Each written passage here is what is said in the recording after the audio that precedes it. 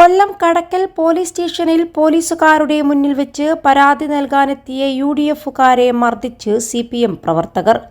പോലീസുകാർക്കും മർദ്ദനമേറ്റു.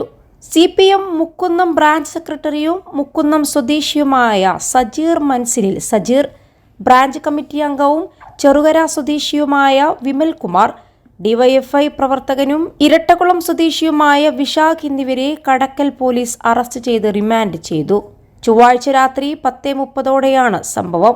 ചൊവ്വാഴ്ച വൈകിട്ട് 6 NK പ്രേമചന്ദ്രന്റെ തെരഞ്ഞെടുപ്പ് വിജയാഘോഷവുമായി ബന്ധപ്പെട്ട് കടക്കൽ സ്വദേശിയും കോൺഗ്രസ് പ്രവർത്തകനുമായ പാറവിള പുത്തൻ വീട്ടിലെ ജിഷ്ണു വീടിന്റെ മുന്നിൽ പടക്കം പൊട്ടിച്ചിരുന്നു.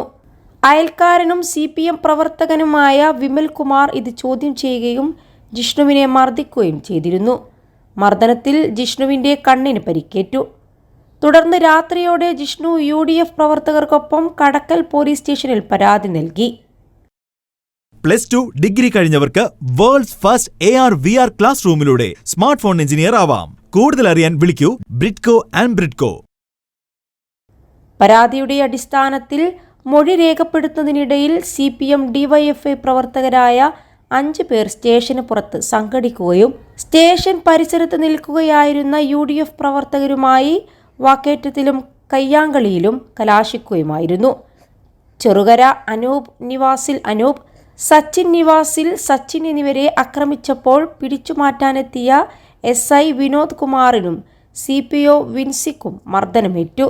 തുടർന്ന് സംഭവസ്ഥലത്ത് നിന്ന് 5 പേരും രക്ഷപ്പെടുകയായിരുന്നു. സംഭവത്തിൽ പ്രതികളെ പിടികൂടണമെന്നാവശ്യപ്പെട്ട് കോൺഗ്രസ് പ്രവർത്തകർ പ്രതിഷേധവുമായി രംഗത്ത് വന്നു. ഇതിന്റെ അടിസ്ഥാനത്തിൽ കടക്കൽ CIയുടെ നേതൃത്വത്തിലുള്ള സംഘമാണ് പ്രതികളിൽ 3 പേരെ പിടികൂടിയത്. മറ്റ് 2 പേർ ഒളിവിലുമാണ്. പിടികൂടിയ പ്രതികളെ കടക്കൽ കോടതിയിൽ ഹാജരാക്കി റിമാൻഡ് ചെയ്തു.